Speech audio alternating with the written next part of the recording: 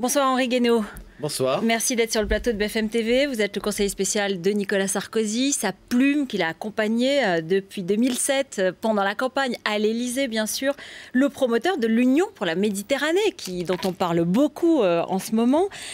Juste un petit mot sur ce rappel à l'intérêt général que j'évoquais tout à l'heure. Ça vous choque pas qu'on rappelle au ministre qu'il faut qu'il serve l'intérêt général? Si, un peu. Je crois que cela devrait aller de soi. Voilà, on est rentré quand même dans une drôle d'époque où on finit par dire n'importe quoi, par entrer dans des débats absurdes.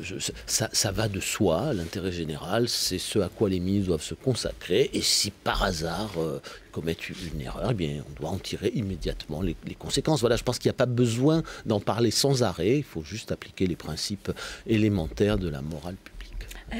J'en parle aussi parce que vous trouvez, alors que vous, qui êtes un conseiller, qui êtes en général dans les bureaux de l'Élysée, bien tranquille malgré tout, même si vous exposez en répondant aux interviews. Mais enfin, pas toujours quand même... si tranquille. Oui, mais enfin quand même, moins exposé que les hommes politiques qui sont ministres ou autres, bien vous voilà au cœur d'une petite polémique qui fait suite au voyage de Michèle Alliot-Marie, au voyage de François Fillon. Vous avez passé vos vacances de Nouvel An en Libye. Quelle idée, hein? Quelle idée. Quelle idée. D'ailleurs, je pense qu'il fallait évidemment l'année dernière ne passer des vacances ni au Maroc, ni en Algérie, ni en Tunisie, ni en Libye, ni en Égypte. Israël, je ne vous en parle pas. La Syrie, c'est encore pire. Voilà. Oman, c'est exclu. Bahreïn aussi. Et puis bon, voilà. Où va-t-on? Où va-t-on? Déjà, mélanger ces trois affaires qui n'ont strictement rien à voir entre elles, qui sont des sujets très, très différents, et c'est déjà le début d'un dérapage total. Voilà. Je résume mon affaire, puisque juste quand même un mot qui met en lumière deux choses, des comportements politiques que je trouve inacceptables. Je vais vous interrompre parce que je voudrais... Des comportements journalistiques aussi. On va en parler, mais je voudrais que vous écoutiez, parce que justement, si je vous pose la question tout de suite, c'est que cet après-midi, Michel Vozelle à l'Assemblée nationale vous a cité, effectivement, en parlant des autres. Alors écoutons-le ensemble, comme ça vous pourrez répondre aussi directement. Pour Noël, chaque fois qu'un dirigeant français s'est rendu chez un ami chef d'État arabe, sa visite a été fatale à son hôte. Madame Alliot-Marie en Tunisie, 3 jours après, Ben Ali est renversé. Monsieur Fillon en Égypte, 8 jours après, Monsieur Moubarak est renversé. Monsieur Guénaud en Libye, quelques jours après, Monsieur Moubarak est au plus mal. Monsieur Sarkozy au Maroc, espérons que le roi aura la baraka.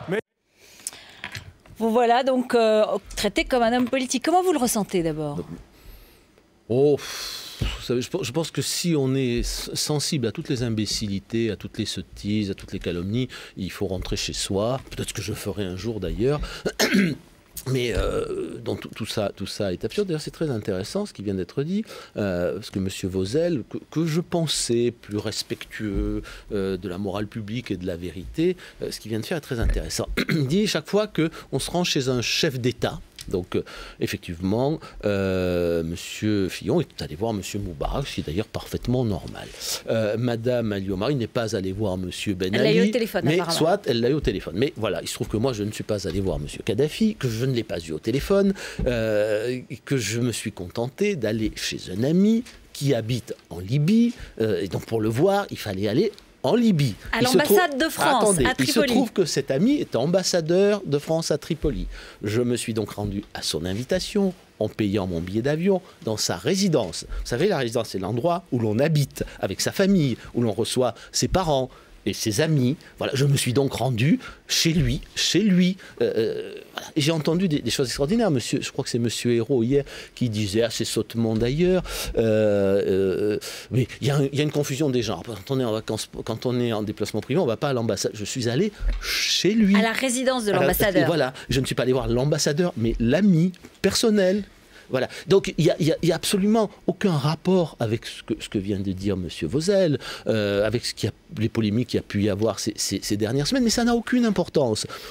disons des bêtises, des mensonges, des caricatures, il en restera toujours quelque chose. Alors vous conviendrez que c'est l'accumulation qui fait effectivement un petit peu question, et puis que pas mal de gens... Accumulation de quoi là, je suis allé chez un ami en Libye. Accumulation de quoi? Qu'est-ce que ça a à voir? C'est juste ces 3 pays, voilà, ça fait partie du hasard. Mais parce qu'aucun Français n'est allé en Tunisie l'hiver dernier, parce qu'aucun Français n'est allé en Égypte, mais c'est absolument grotesque. Donc vous dites, je suis un Français comme les autres, et j'étais en séjour privé. Voilà, et je vous rappelle qu'il n'y avait pas de manifestation, qu'il n'y avait pas de victimes. Mais c'était toujours une dictature, ça c'est sûr. Oui, mais enfin, vous convenez avec moi qu'aucun Français responsable politique ne s'est rendu en visite touristique en Chine, depuis Tiananmen, ou dans des pays du bassin méditerranéen, ou en Russie. Tout ça est dérisoire. Voilà, je n'ai apporté aucune caution au gouvernement, je ne les ai pas rencontrés, ils ne m'ont pas invité, je suis allé voir un ami. Et vous avez fait en Libye. Voilà, vous avez fait des visites archéologiques, mais vous savez que certains ont dit mais peut-être qu'il est allé en mission secrète, peut-être qu'il a voulu vendre des armes, discuter avec les Libyens, que sais-je. D'abord, ça aurait pu être le cas, et ça aurait été parfaitement légitime que, envoyé en mission par le président de la République, je m'y rende. Il se trouve que ça n'était pas le cas. Voilà, si j'étais en mission officielle, je dirais j'étais en mission officielle, point à la ligne. Je ne suis pas en mission officielle, je suis en voyage privé chez un ami. Et alors vous n'en faites jamais, vous, des voyages privés, répondant à l'invitation de certains de vos amis? Moi, j'en connais qui passent leur temps à Marrakech. Alors, le président Sarkozy passe du temps à Marrakech de temps en temps, à l'invitation du roi du Maroc. Absolument. Et le président Mitterrand passait beaucoup de vacances en Égypte à l'invitation du président Moubarak. Et alors ? Qu'est-ce qui peut se passer? Je vais vous poser la question. Qu'est-ce qui peut se passer si le roi du Maroc avait des problèmes dans son pays?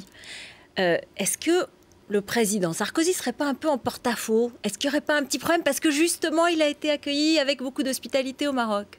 Je ne vois pas pourquoi. Je pense qu'il y aura encore des gens pour trouver que c'est anormal.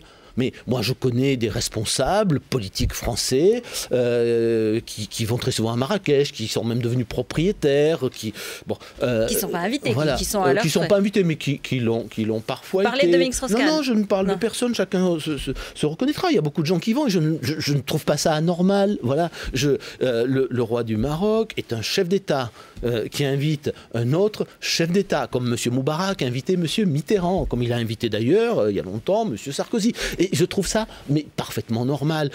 Où va-t-on? Vous comprenez? Le problème, c'est que si on confond tout, on va finir par ne plus faire la différence entre la malhonnêteté et l'honnêteté. Voilà.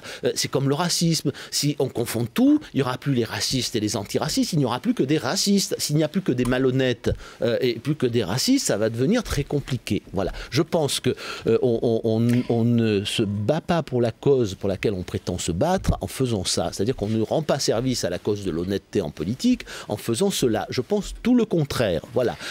Si tout le monde est pourri alors que tout le monde n'a pas commis de problème, n'a pas commis d'actes délictueux, ou d'actes répréhensibles, ou même moralement discutables, alors il n'y a plus de démocratie possible. On va faire le jeu de tous les extrêmes et on aura réussi à avoir les résultats qu'on aura cherché à avoir. Voilà. Qu'est-ce qu'on fait pour aider les Libyens qui, dans l'opposition à Benghazi aujourd'hui, demandent une aide, demandent éventuellement qu'on empêche Mouammar Kadhafi de bombarder cette ville qui est maintenant aux mains de l'opposition? C'est un sujet très difficile. D'abord, pas d'intervention militaire, c'est ce qu'a dit Alain Juppé. Mais est-ce qu'on ne va pas se rendre... Il n'était pas favorable, oui. La France n'est pas favorable à une intervention militaire qui aurait beaucoup d'inconvénients.